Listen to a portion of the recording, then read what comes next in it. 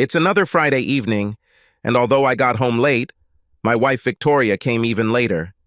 I didn't like that she went out with her friends after work, but what can a man do? Every couple really needs a life apart from their spouse, and Vicky was very kind, not only letting me know when she was leaving, but letting me know where they were going, and making sure she got home early. She usually arrived no later than 8 in the evening. This afternoon I was at a work review and received a text message from Vicky. "The four of us have a drink. I'll come home late, my love." Vicky usually treats her appearances well. In fact, this usually happens no more than once every 3 to 4 weeks.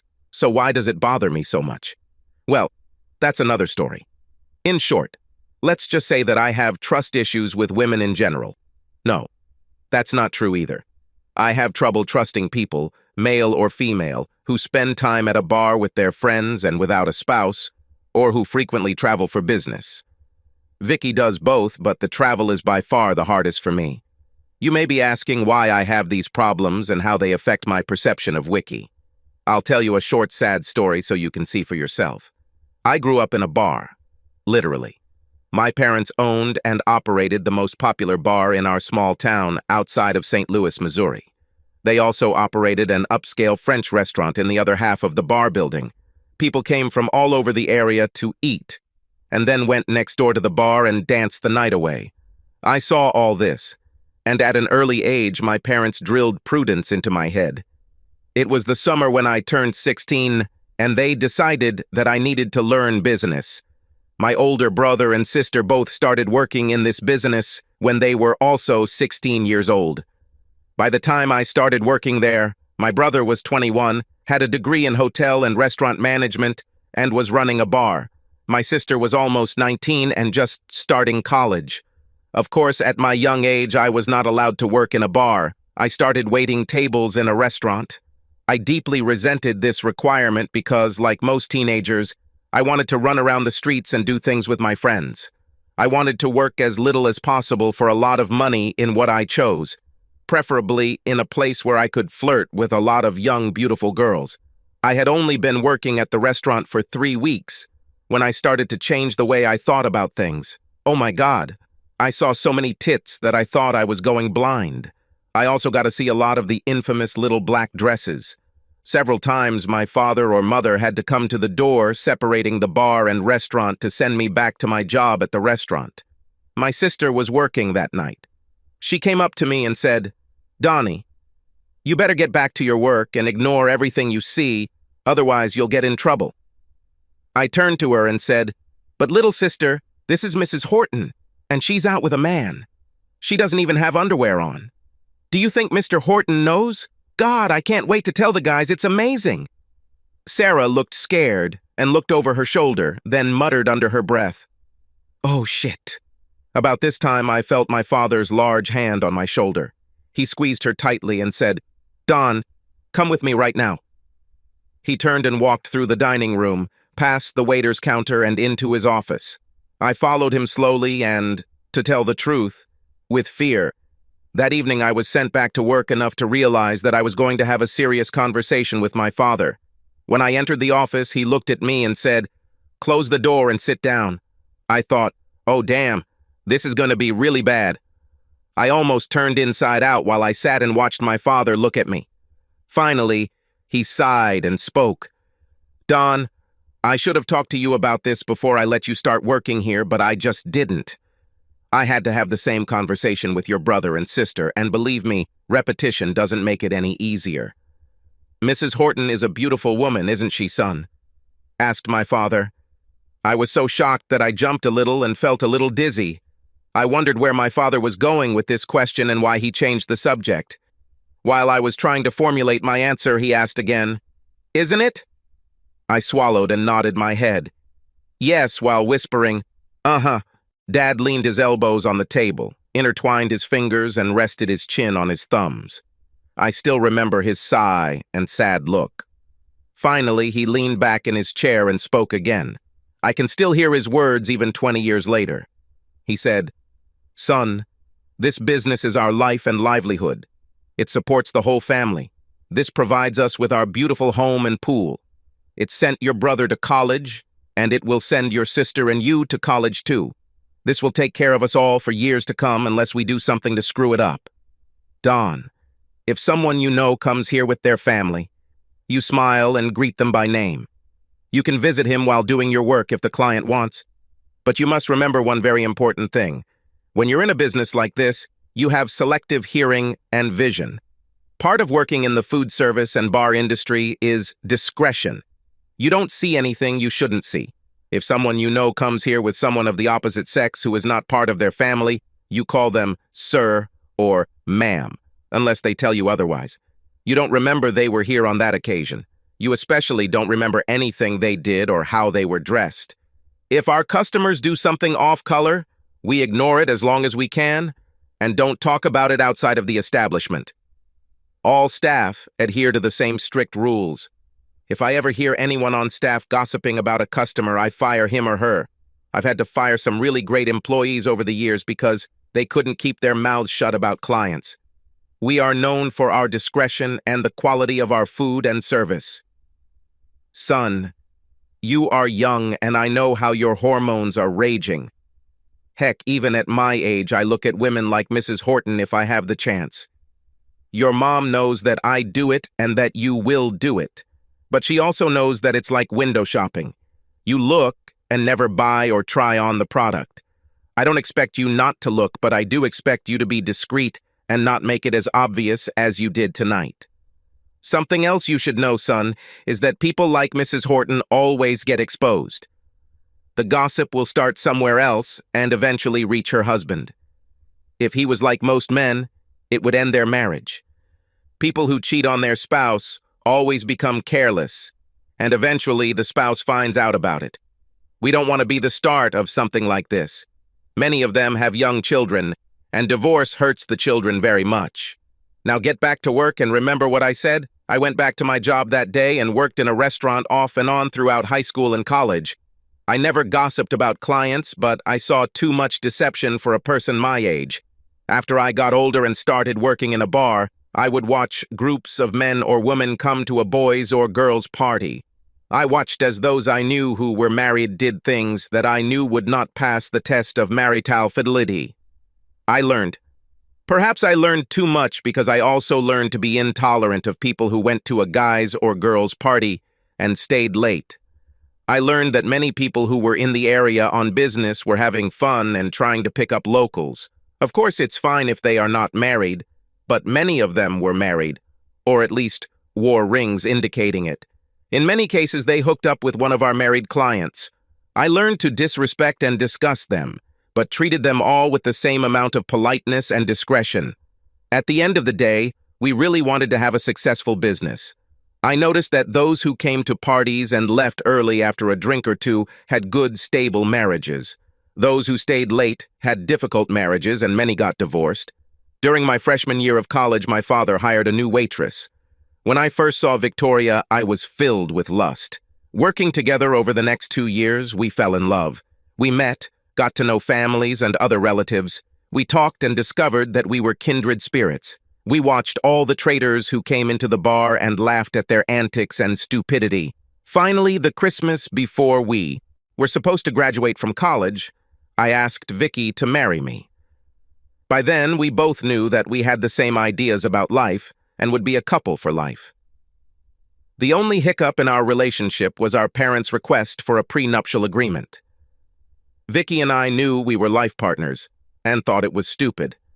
My parents had a business and, to my surprise, a large investment holding.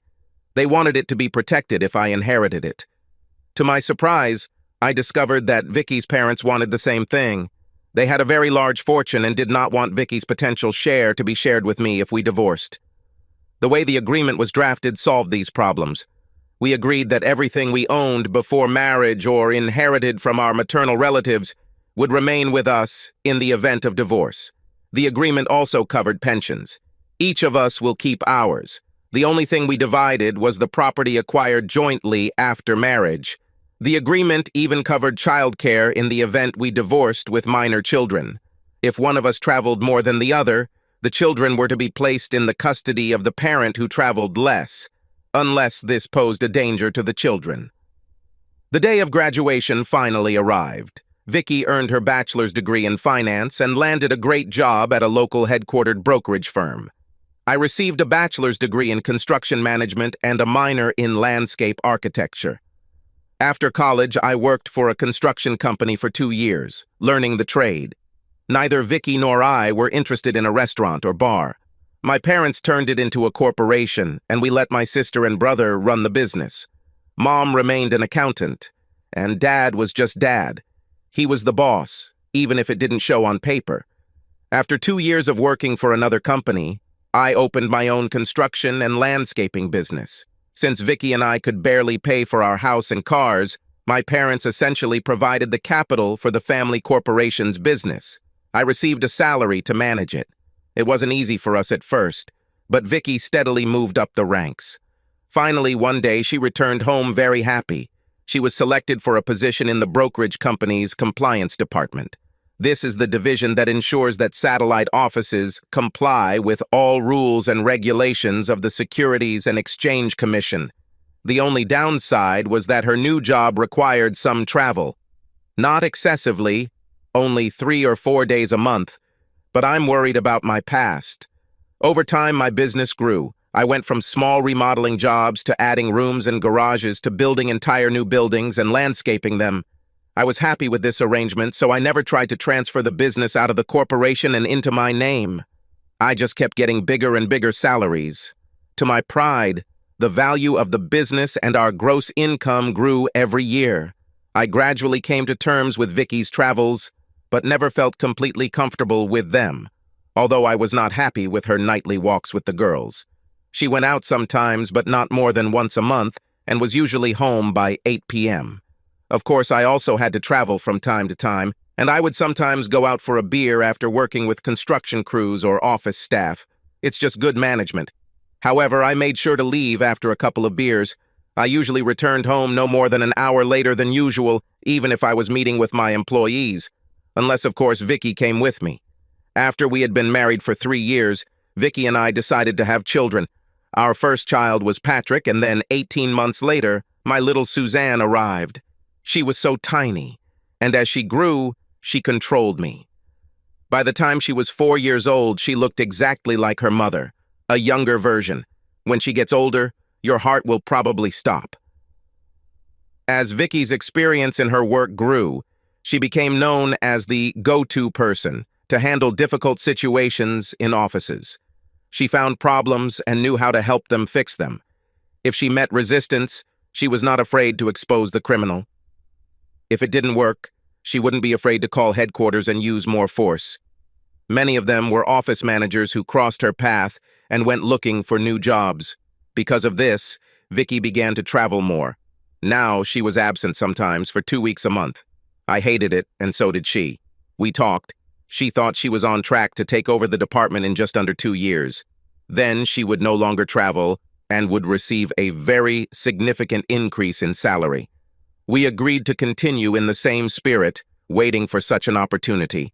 Because of the economic slowdown, my small company had to start looking for jobs that we would have given up before the housing market and stock market crashed.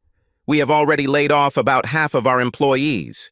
We weren't in financial trouble because we didn't have major loans or overhead, but we weren't as profitable as we used to be.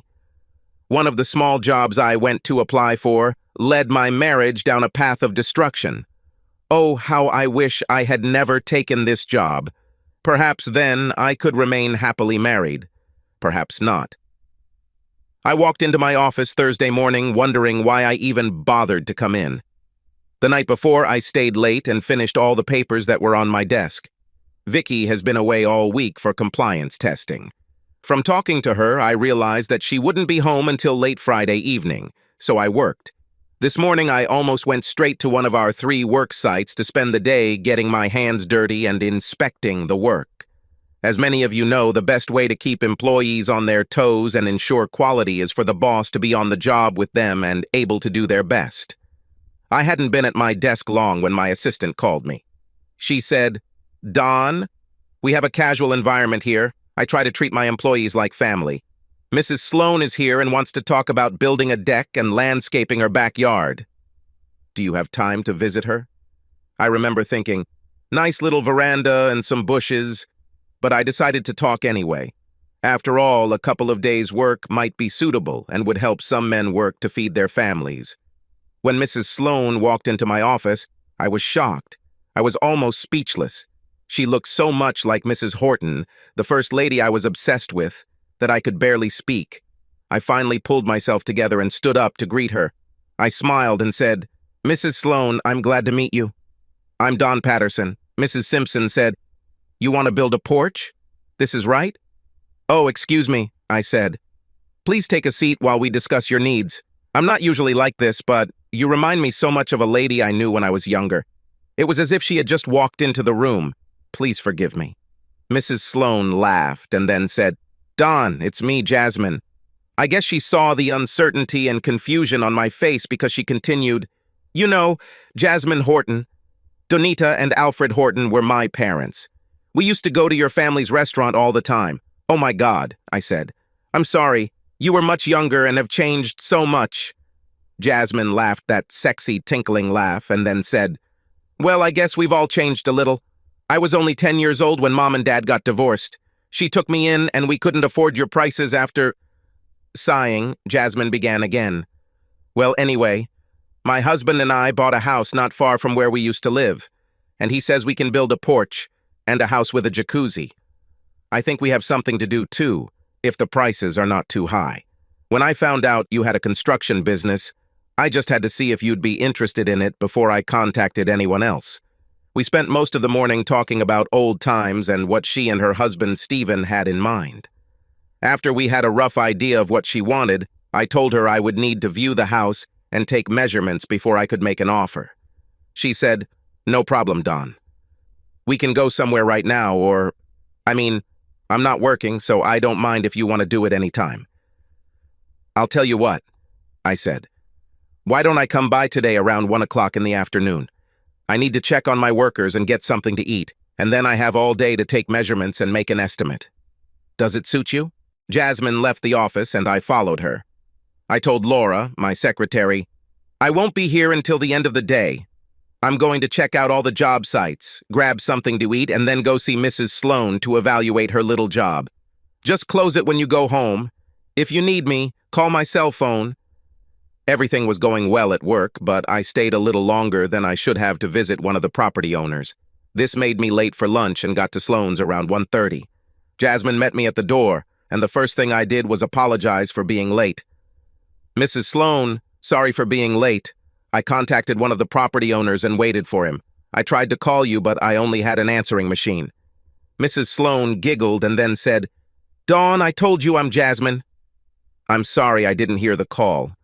When I returned home, I was cleaning the pool and forgot to take my radio telephone with me. There's nothing special about it. Now you are here. Do you want something to drink or want to explore the area?" "I'm fine, Jasmine. Let's just go out and look around your backyard." I took all the measurements and said, "Well, it's no problem to estimate everything that I usually use, but since you don't have a hot tub, you really need to buy one before I give you a price. I need to know her dimensions before I can order some of the materials we'll be using." "Oh," Jasmine said, "I thought you would furnish the bath too. I don't know much about them and, well, can't you just include that in the application too?" I laughed and said, "Yes, Jasmine. I think I can do that, but we don't sell them and I'll have to buy it somewhere else. To do this, I need to know what size you want. Will it be grounded or stand alone? Will it work on 210 or 110 volts? Jasmine looked so upset that it relieved my heart. I remembered when she was younger how she could get so upset over little things. Finally, I said, "Well, let's talk about it for a little while and then maybe you could call your husband or talk to him about it tonight. I can just hold off on this until you decide what kind of bath you want." Now Jasmine looked truly worried. She was almost shaking as she said, "Oh no, I can't call him about this. He told me to deal with it and I intend to do so. He's on a business trip in Denver, so I won't see him until this weekend. Maybe we can just sort this out." I asked Jasmine more about how they would use the bathroom and learned that they rarely had guests, and in fact, she was the one who used the pool and backyard mostly. Sometimes 1 or 2 friends also came to see her. Finally, I had enough information. We went to my supplier and let her look at the tubs. Jasmine decided to buy a smaller bathtub for 5 people. I got the measurements, and we went back to her house. I asked if she had a place where I could connect to the internet to access my office. Some of the items I needed for budgeting changed on Thursdays, and I wanted to have an accurate price list before I started working. Jasmine smiled and said, "Of course, Don. Why don't you come into the office? Steve is a manufacturer representative for Savin Business Systems. He had a really nice office so he could work from home when he wasn't traveling. You can connect your laptop to our network portal or use our computer in any of these options." I walked into the office and stood in amazement. He set it up almost like a regular business office in an office building. His desk was to the left of the door leading into the room. The office windows overlooked the backyard. There were 2 beautiful leather chairs in front of the desk and a bookshelf opposite. I was impressed. Jasmine walked behind the desk and pulled out a chair. She smiled at me and said, "You can sit here while you work. If you need anything, just ask." "Thank you," I said, walking to the table. I put my laptop on the table and sat down. Jasmine handed me a DSL cable to connect to my computer. When I reached for it, I had to reach for the photograph. I looked at the photo and stopped. I pulled my hand back and stared at it, then reached out and picked it up. Jasmine looked at me in confusion as she held out the cord in my direction. She saw my face and the way I was clutching the photograph and asked, "Don, is something wrong? This is my husband, my pride and joy. I keep trying to get him to throw away this photo and get another one from his Chevelle, but he won't. I'm really tired of looking at his ex-girlfriend when I use the desk." "Don, do not look at me so. What's the matter?" Jasmine asked again. I carefully replaced the photograph and moved away from the table. I looked at Jasmine and asked, "Did you tell me your husband was in Denver?" She looked surprised and then said, "Yes, I said that." "Why did you ask?" "My wife is in Denver and stayed there all week." "Jasmine, did you ask Stephen where to go for an assessment, or did you tell him you were going to talk to me?" "No." "Don, what difference does it make anyway? He simply told me if I needed a deck and a hot tub and to get an estimate. He said if it didn't cost more than $20,000, I could do it. So why are you asking these questions?" "Jasmine, the woman Steve is with in this photo is my wife." Jasmine smiled and said, "Oh, it's so strange that you married Steve's ex-girlfriend. We've only been married 18 months. When did you get married?" I felt my stomach churn and looked back at Jasmine. "Vicky and I have been married for 9 years. This photo was taken no more than 2 years ago because it is of a necklace I bought for Christmas a little over 2 years ago. She bought an outfit that she will wear to go on vacation next summer." Jasmine stood there for a moment, then said, "Don, I feel sorry for you if you say what I think about you, but... Okay, why are you worried that she's in Denver?" "Jasmine, you said you were married for 18 months. Do you know when this photo was taken? From what I remember of what Vicky was wearing in this photo, it may have been taken around the time you got married. When did Steve have time to frame it? Why did he say, but it can't be because the photo was taken the day he won first prize at the big Chevrolet car show in the state? It was..." Jasmine began to cry and fell into one of the comfortable chairs in front of the desk. She continued quietly, "It was 3 weeks before we got married.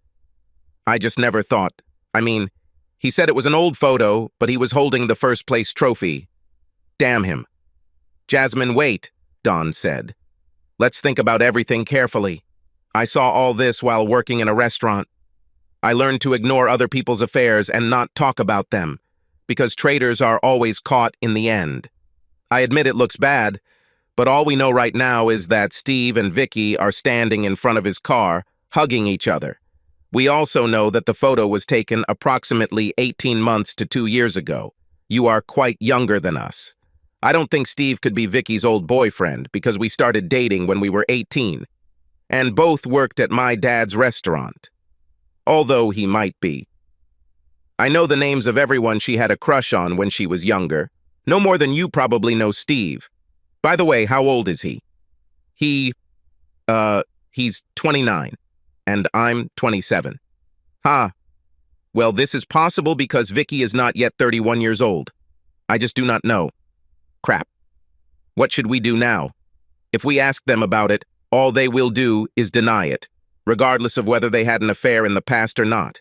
If they are having an affair and we ask, they may run away or simply become more secretive. I feel like I need to ask, and yet, until today, I would say that I trusted Vicky implicitly. Crap. I just do not know. We talked some more and came up with what we thought was an acceptable plan. We would say nothing about what we thought we discovered that day. Jasmine wouldn't tell Steve about the conversation with me, and we would hire a private investigator to check on Vicky and Steve. The next day, Jasmine and I spoke to the security company we use for our construction sites, and they referred us to the investigative company they use. We spoke with their staff and signed a contract for their services. We each gave them a check for our share of the advance, and went home. Jasmine shortened the name on the check so that if Steve asked, she could say it was a deposit for the job we were talking about, and I was using a business account. Vicky never saw any checkbooks or receipts, so I was safe. I would just have to pay damages to the business. 3 weeks later, Jasmine and I met with the investigator. He said, "Don, Jasmine, I'm sorry. No, this is wrong. I'm happy to report that we can't find anything to indicate that your spouses are dating or even know each other. We watch them every afternoon and after work, and they didn't do anything they weren't supposed to do.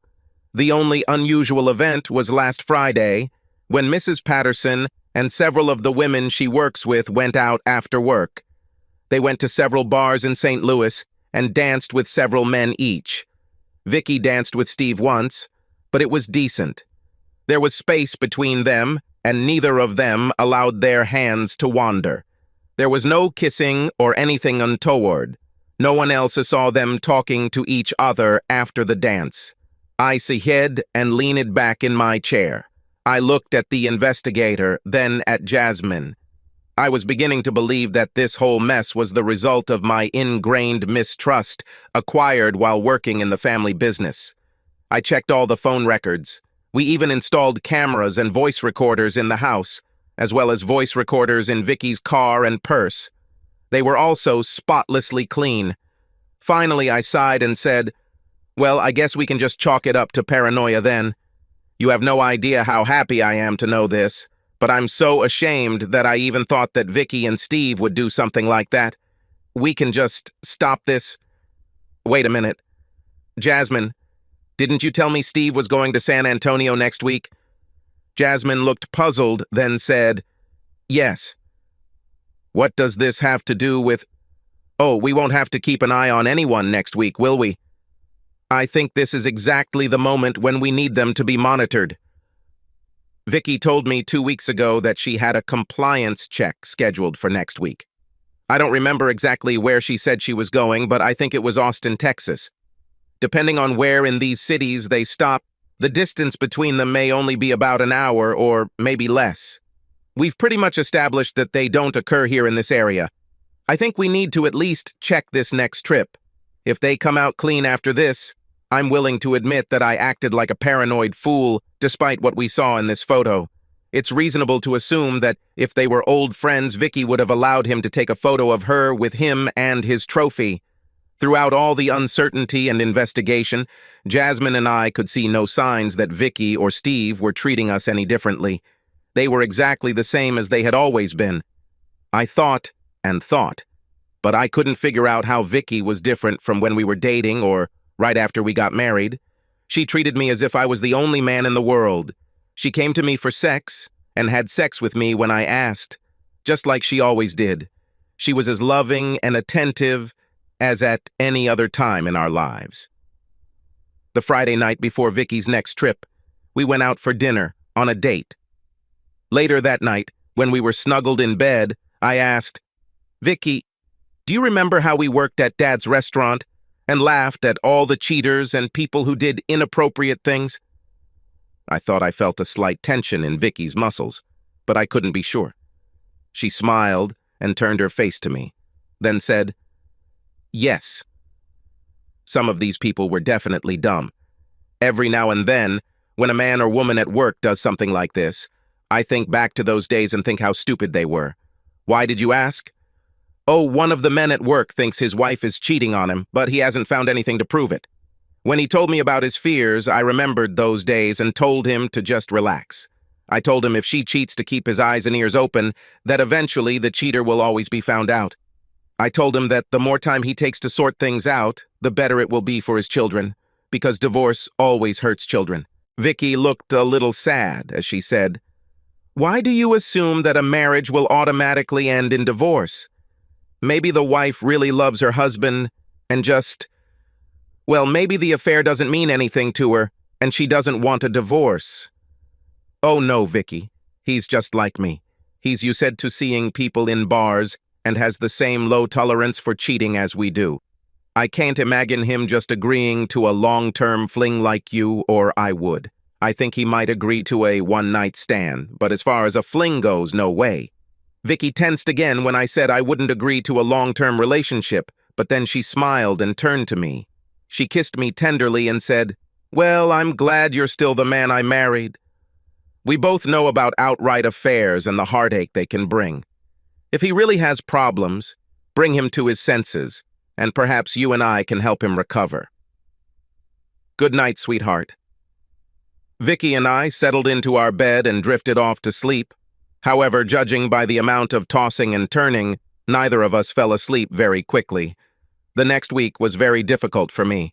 I called investigators twice to see if they had found anything, but all they told me was, "Our detectives are keeping an eye on them both, and we'll have a report for you next Monday." Monday finally arrived, and Jasmine and I met in the investigator's office. When we sat down, we almost felt like he had bad news. The investigator leaned back in his chair and said, "You know, when you wanted us to follow your spouses last week, I almost told you it would be a waste of money. This was one of the most difficult cheating spouse cases we have ever encountered. You were right, though. Steve and Vicky are having an affair. We have photographs and taped conversations to prove it. I must say I'm very surprised. If only we had stopped after following them here to St. Louis. We would never have found this in the Louis area." From the conversations we recorded, they only get together 3 or 4 times a year in cities far away from here. Even there, they pretend that they met by chance if they happen to be in town, and try very hard to maintain the appearance that they are just old acquaintances.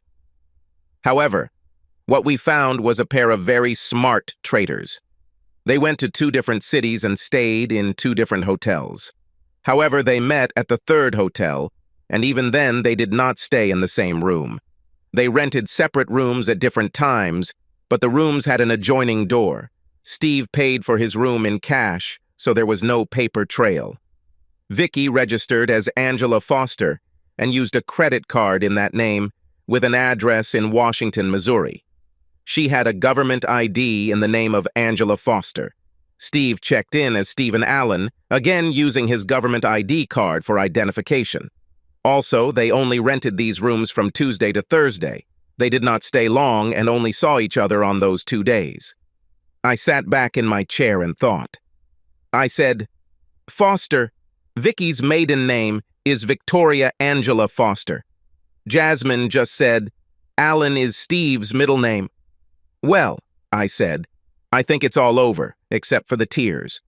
I will speak with a divorce lawyer as soon as I can make an appointment." Jasmine started to say something when the investigator intervened. He said, "Wait, that's not all. Usually I don't even mention it, but in this case, I just can't convince myself that this is what it looks like. I know they had sex, but damn, it doesn't feel like a fling. It's more like they were playing some kind of game. We have hours of taped conversations, and most of them are very harmless. There were only 2 sexual intercourses the whole week, and the conversation in bed was so strange. Here, let me put in a tape and show you what I mean." When the investigator played the tape to the point he wanted us to hear, we heard Vicky speak. She said, "You know, Steve, I'm starting to think we need to end this. We've been doing this for 6 years now and we've had fun. We have proven that we are the exception to the rule and smart traders. I think even you will agree that sex with each other is not nearly as good as with our spouses. Also, something Don said on Friday night bothers me. We talked in bed, and he reminded me of what we learned at his parents' restaurant. He reminded me that all traitors are caught sooner or later. No one ever considers all possible options. Eventually, all cheaters either become overconfident or make one small mistake that gets them caught. I'm still worried about Denver. It was the first time we went to the same city, and I still think it was a mistake. We shouldn't have changed the plan. We should only get together when we could go to different cities close enough to each other that we could meet in the middle, like we do here now. I know it's a hassle to rent 2 rooms and pay for a room we don't use, but still, I think we've proven what we set out to prove. We are smart cheaters, and if you play the game smart, you can cheat and win. I really don't want to do anything that could cause me to lose Don. I love him to death. He is the best man I have ever met in my life. Hell, after we got together the first time or two, the only real charge I got out of this whole mess was planning and scheming. I can spend hours planning and thinking about deception. Getting documents, booking a room, and organizing a trip is better than solving a crossword puzzle or Sudoku. Damn sex only dulls my horns. Now don't pretend to be a man. I know for sure that you feel the same. You told me in Denver that you always return to your hotel unsatisfied. The investigator stopped the recorder and spoke again. He said, "That's not all, but this was the most mysterious part of the conversations. I just can't for the life of me understand why." The investigator stopped and stared at me as I started laughing. Finally, I pulled myself together and said, "I'm sorry. I really don't think it's funny and I'm mad as hell, but, well, there's something in this conversation that I think I need to enlighten you about. You see, a few years ago, a couple that Vicky and I were friends with got divorced. His wife cheated on him and she got caught. It turned out that she had been cuckolding her husband for almost 4 years before she was caught, and that it was just a simple little mistake that she made. The night we found out about the affair and divorce, we were hanging out with other friends. We entered into a discussion about deception and stupid things that traitors do. We remembered once again what my father said when we worked in the restaurant and what we saw while working there. Vicky continued to say that she was convinced that any person who wanted to cheat could do it if they just kept it under control and were smart. I was on the other side of the argument and told her that there was no way this could happen, that at some point the traitor would be caught. It may take years, but it will happen. I told her that the deception might even come up in some harmless way, but it would come up. In the end, we stuck to our guns. But for a few weeks, Vicky had mentioned something about smart cheaters winning. As far as I remember, her affair with Steve began around the time we argued. Vicky has always prided herself on her intelligence, and now I think I pressed the wrong button when we talked about this novel. I think she was trying to prove that she could do it and get away with it. I think she could have done it if she had stopped earlier. Now, no, she won't get away with it. Me and Jasmine were back together. This time we were waiting to meet with a divorce lawyer. Since sharing the costs of the investigator went so well, we decided to also hire a divorce attorney. When I was called into the office, the lawyer looked surprised. He said, "Mr. Patterson," and this, Mrs. Patterson. I grinned and said, "No, sir. I'm afraid not. I'm Don Patterson and this is Jasmine Sloan. We discovered that her husband and my wife were cheating on us and split the investigator's bill to get dirt on them. Now we thought we might as well split your fee." Lawyer George Spaulding smiled and gestured toward the chairs, saying, "Oh, of course. Maybe we can work something out. Could you please sit down while we discuss this?" I sat down and handed the lawyer a copy of the investigator's report and photographs. Before the lawyer could look at them, I said, "I don't think my case will be too difficult.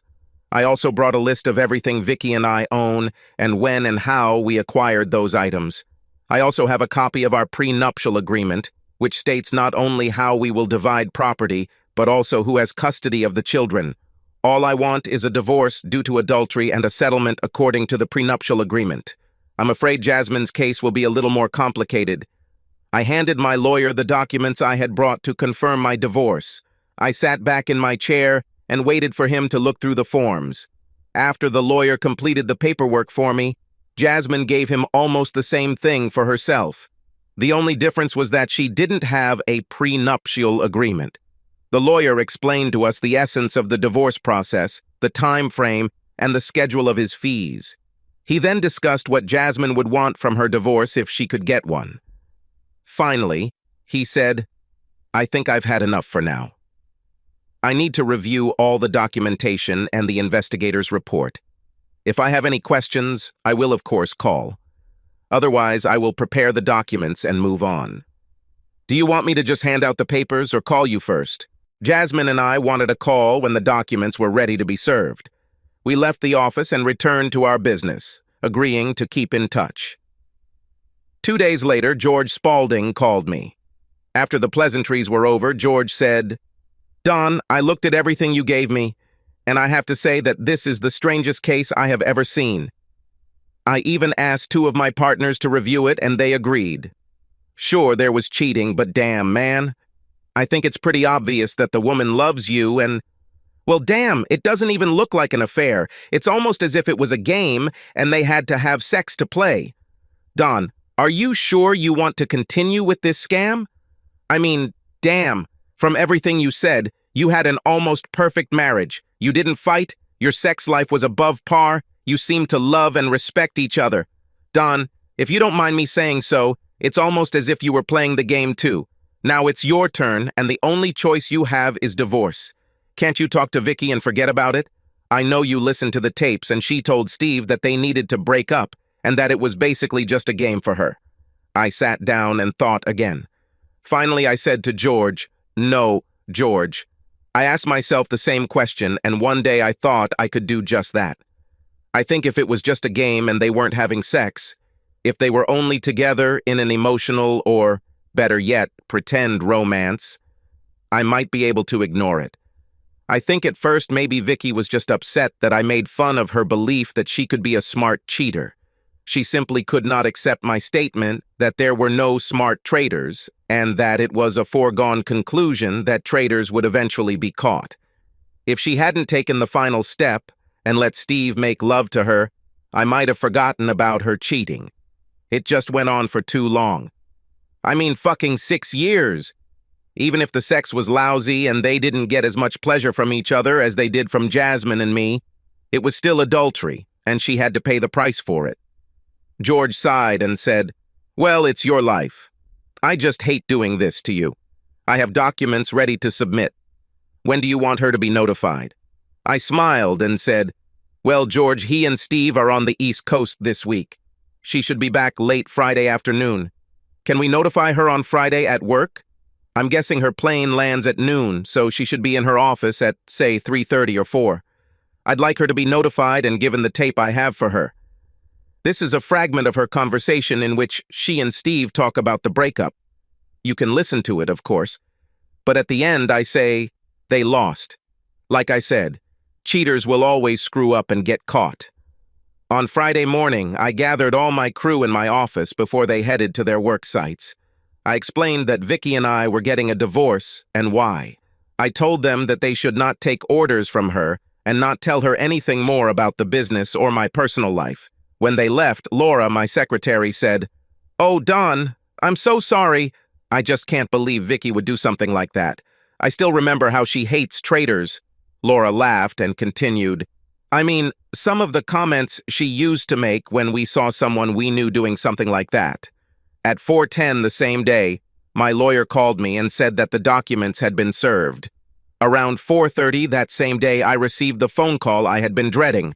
Using the caller ID, I realized it was Vicky. I picked up the phone and said, "Hello, Vicky." I heard sobs, then a quiet, weakly trembling voice said, "Don, please, can't we end this?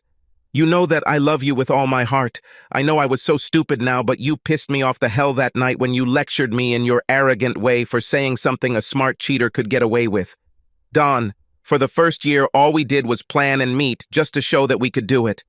I know you heard me when I told Steve I didn't love him, and the sex wasn't even that good. You know we were going to stop. Please don't do this to me. I still can't believe you actually found out about this after all these years. I'd like to know how the hell you did it. Vicky, I didn't do this to us. You did. Now I have to end this. I thought we were completely on the same page about cheating and affairs. I thought, damn it, I knew none of us would approve of cheating. We agreed that in the end, traitors get what they deserve. No, I'm just wondering how you could even do something like that. How could you even justify this feeling that we both experience? I decided to take pity on Vicky in a sense. I decided to tell her how I found out about this affair. Vicky, I never intended to tell you how I caught you, but now I think I will. You were partly right when you said you shouldn't have gone to Denver together. That Thursday, before you came home, I was in the office and Jasmine Sloan walked in. She wanted us to then build a deck and landscape her backyard. She let me use Steve's office, and I saw a picture of you with him and the trophy his car won at the State Classic Chevrolet. She told me that you were one of his old girlfriends. I almost bought it until I realized that in the photo, you look old enough that it happened recently. In addition, you were wearing jewelry and clothes that I knew were only about 2 years old. I was almost ready to put aside my fears and assume that you were dating before we became a couple and just somehow ran into him at the car show. I changed my mind when Jasmine and I talked a little more, and I learned that you were both in Denver that week. We have decided to hire an investigator and follow you. We kept tabs on you both for the next month, and with the exception of one dance at your friend's party, you two had no contact. We were going to stop investigating and write it off as a coincidence that you just happened to see Steve and posed for a photo with him. By that time, Jasmine and I were exchanging all kinds of information about you two, and I remembered that she told me that Steve was going to be in San Antonio, and you told me that you were going to be in Austin. We decided to follow you during this week. If we didn't find anything, we were going to throw it away. But we found something, didn't we? I heard sniffling in the background. Then Vicky said, Don, I love you very much. I do not want to lose you. Can't you just please forgive me? Just this once? I sighed and answered, No, honey, I just can't. At least I can't right now. I think I could if you hadn't cheated on me, but I just can't get over the fact that you had sex with him and how long you had an affair. But, honey, don't you see? It wasn't really a novel. Well, it was more like a game. I just had to prove that it was possible. Sex was because we were away from home and we were horny as hell. You know, it was almost as if we were using each other to masturbate. We didn't make love, and, as far as I remember, we never told each other that we loved each other. It was always about playing the game and then, for the last 4 years, just getting some sexual relief. Vicky, it doesn't matter. All that matters is that you did it. You planned to make me a cuckold, and you succeeded. You were supposed to meet Steve somewhere and planned to meet him. I wouldn't be the least bit surprised if this happened at one of your friend's parties. Isn't it? Vicky sighed and said, Yes, Don. That's how it was. At that time, we were just talking. He came up to the table and invited me to dance. The girls and I were talking about a couple we saw at the bar and worked with. They attacked each other, and I made the remark we always made about smart traitors, and how there are no such things. As we danced, I told Steve about our conversation and what we believed in. Before leading me back to the table, he said, You know, I bet we could beat that pattern. I travel a lot, and if I could find someone who did the same, I bet we could meet in another city far from home, and could cheat without anyone ever catching us. We danced a few more times that evening, and decided to try it. I learned that he was traveling as a manufacturer's representative, and he learned that I was conducting a compliance review. We compared notes and found out that in about 3 weeks we would be in the same area, so we agreed to meet. At that meeting, we began to plan our, at that time, ideal, non-sexual romance. We agreed never to call each other either at home or on our mobile phones. We mostly used burner cell phones and called from work or during lunch, but only to arrange our next meetings. We received fake IDs. I got a new credit card and sent the bill to the mailbox near my parents' house. You know how often I go to them to check the flag regularly. We've covered everything except the photography. I just had no idea that he still had it. Vicky smiled sadly and continued. I think, as we always said, Just one little mistake and the traitor will be caught. I'm so sorry, honey. I guess I was just so carried away by the intrigue. I love you. I heard a click when Vicky hung up. I was surprised to feel tears running down my cheeks.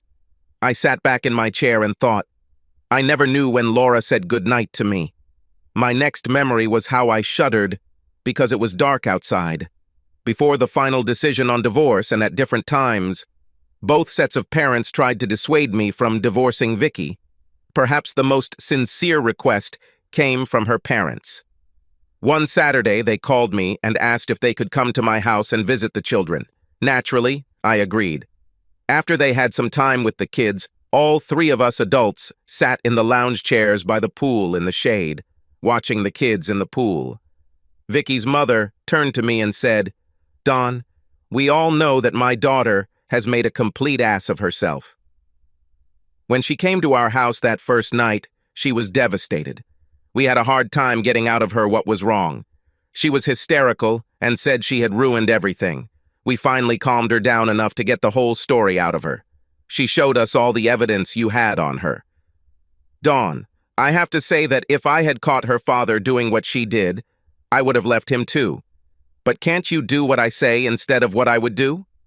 I know she loves you very much. I see it every time she looks at you, every time she talks about you, every time she sees your photo. Her problem is her damn intellectual superiority. She was so used to being the smartest woman around that she had to prove that she could handle something like this. Don, did you ever think that maybe you kind of pushed her into this? She told me about your argument over friends just before she decided to prove that she could have an affair without getting caught. I looked at my mother-in-law and said, Yes, Mona, I thought I might have contributed to her affair. I think because I said that if she had just met him and they didn't have sex, I could have gotten over it, but she didn't. You know how we both said we were cheaters before we got married. You know how adamant she was about the additions to the prenuptial agreement that dealt with infidelity. Then she did something like this. No, I just can't leave it like this. I'm breaking my heart over this, but I just can't. The divorce was final, and for once I was glad we had a prenuptial agreement. We had some investments that we had to share. Besides, we owned this house together. Since my business was registered in the family's name, and the only shares I had were considered gifts to me, Vicky did not receive any share in it. I allowed Vicky to withdraw the value of her share of the house from the investment account, so I owned it outright. I was always nice to Vicky when I saw her and never gave her any trouble about visiting the children. I still wanted to hug her when I saw her, but I knew I could never trust her again. One day I was taking the kids out to dinner when Jasmine walked into the building. She stopped at the door and looked around. She seemed unsure of herself. The hostess approached her and asked about the number of guests. Jasmine raised one finger. I saw this and jumped out of my chair. I intercepted the hostess and Jasmine before they reached her table. Jasmine, good to see you, I said. I saw you tell Patty that you were alone. If you want, just my children are with me. We could sit at the same table? Jasmine looked at me for a moment, then smiled. I felt my heart lighten, and the whole room seemed brighter. She stepped towards me, quickly hugged me and kissed me on the cheek. Thank you, she said. I think I would like it. I've been so lonely since... After Jasmine was seated, I introduced her to my children. Even before she opened the menu, my father was next to the table and said, Don, are you hiding something from me? Who is this beautiful lady? I laughed and Jasmine smiled. I turned to my father and said, Dad, this is Jasmine Sloan. It was her husband. Her mother was Donita Horton. They came here often when I was a child. Mr. Patterson smiled and said, Oh, yes. Now I remember you. You look so much like your mother that I can't believe I didn't recognize you. How are your parents? I haven't seen them for many years. Jasmine looked at Mr. Patterson and said, I guess they're both okay. Sometimes I talk to my dad on the phone. After the divorce, he moved and is now in Kansas City. I see my mother a couple of times a month. She lives north of the city. Well, I hope you have a good time tonight. I hope that now that you remember where we are, you will come back here more often. After Jasmine placed her order, I asked, "How are you doing?" I wish I had called more, but summer is my busiest time of the year. Although I probably use that as an excuse, I could find the time. I'm really sorry. Oh, don't be stupid, Jasmine said.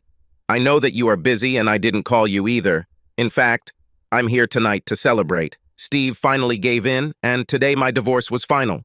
We had to sell the house and we split everything 50-50.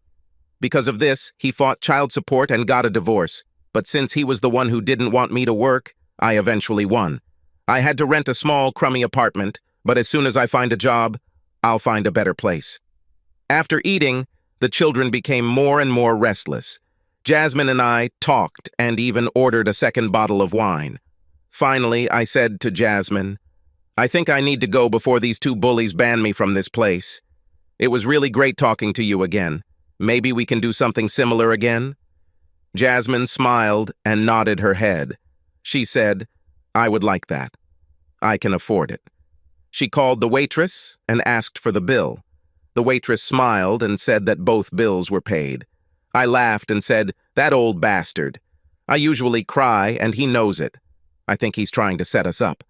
I reached into my wallet and put the appropriate tip for the waitress on the table, then stood up.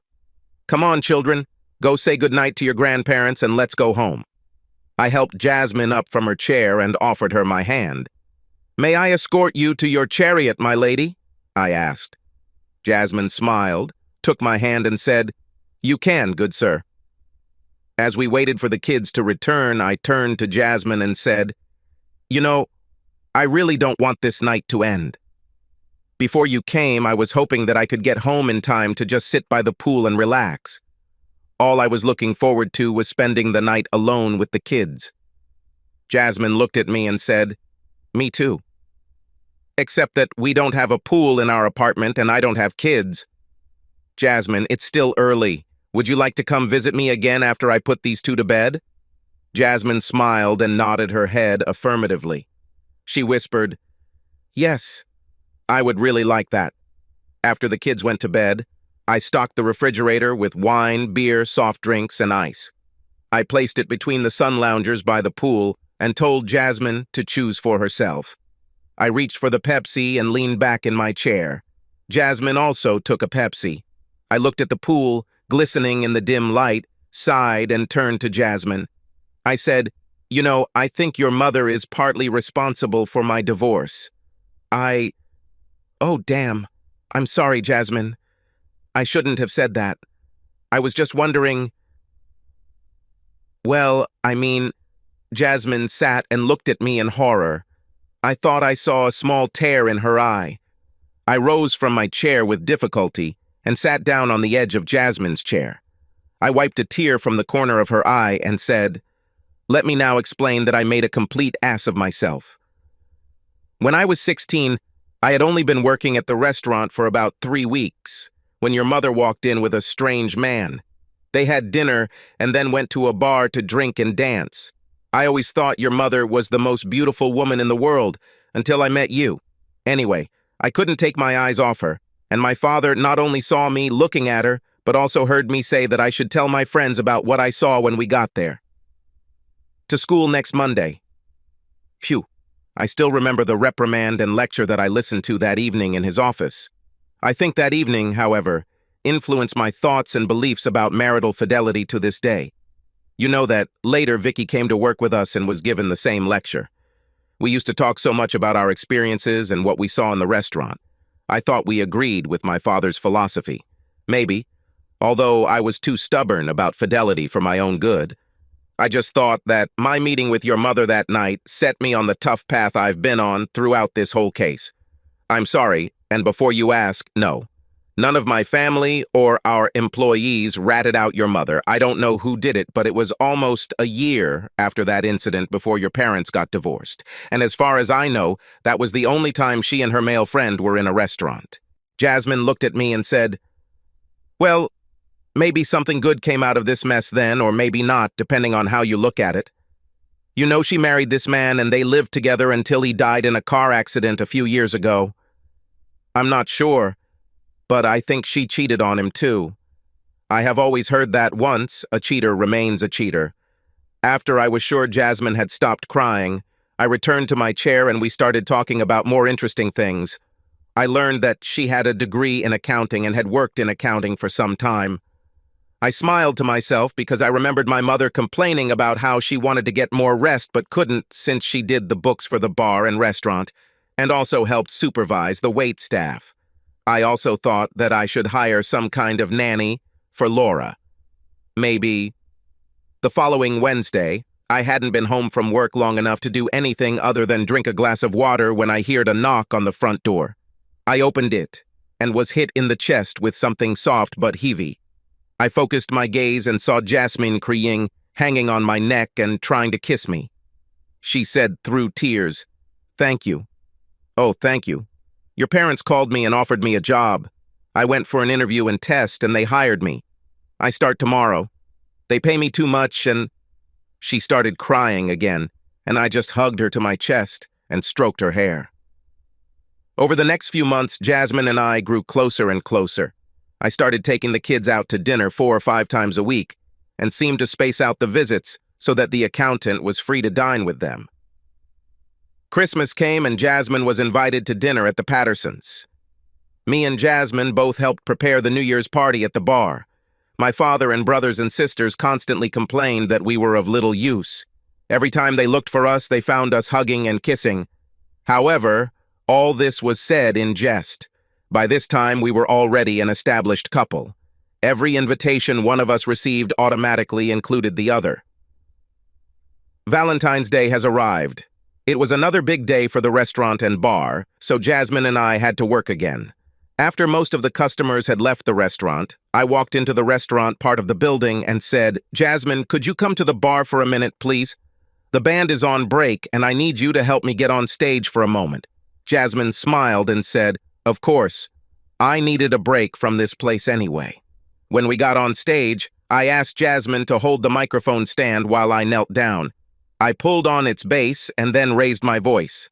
I said, "Hey, I need some light. Can you get it for me?" Jasmine was looking around for a light source when one of the spots illuminated both of us. I said, "Jasmine." The microphone picked up my voice and transmitted it throughout the hall. When Jasmine looked down at me, she saw me holding something out for her to take. It was a black square, and she thought it might be part of a black microphone stand. The light was quite bright, and she couldn't see very well. As she reached for the object I was holding out to her, I spoke again. I said, "Jasmine, I'm down here, groveling at your feet. I beg you, will you marry me? You brought sunshine back into my life, and now I'm only happy when I'm with you." As soon as Jasmine's fingers touched the box, her mind deciphered what I was saying. She closed the box with her hands and said, "What? You said—" Jasmine opened the small box and saw a beautiful ring inside. Her jaw dropped. She gasped and brought her empty hand to her mouth. She then slowly took the ring out of the case. In slow motion, she looked at me, then began to put it on the ring finger of her left hand. Tears streamed down her cheeks. She knelt down and gave me a deep, long, sensual kiss. "Yes," she moaned. "Oh yeah, I love you with all my heart, and I've been dreaming for months that you would love me too." The hall resounded with whistling and hooting. When Jasmine came out to take a breath, she saw my whole family gathered around. My brother lifted her to her feet and hugged her. Then she was passed from person to person as they hugged and congratulated our lucky stars. Jasmine has scheduled her wedding for June. Over the past months, she has slowly moved her belongings from her small apartment to my house. At the post-wedding reception, Jasmine and I opened gifts. At the very bottom of the pile lay a single yellowed envelope. Inside was a heart-shaped valentine that seemed as old as the envelope. The original signature has been erased. Looks like it could be me.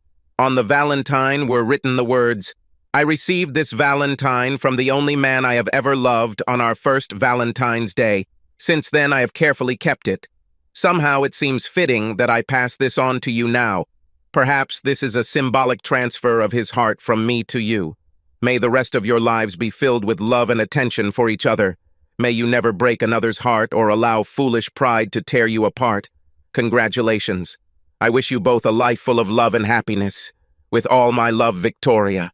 Subscribe to our channel so that your second chaff doesn't cheat on you, and go ahead and listen to the next story, because this story is nothing compared to the next one. If you're under 18, don't even think about listening to the next one.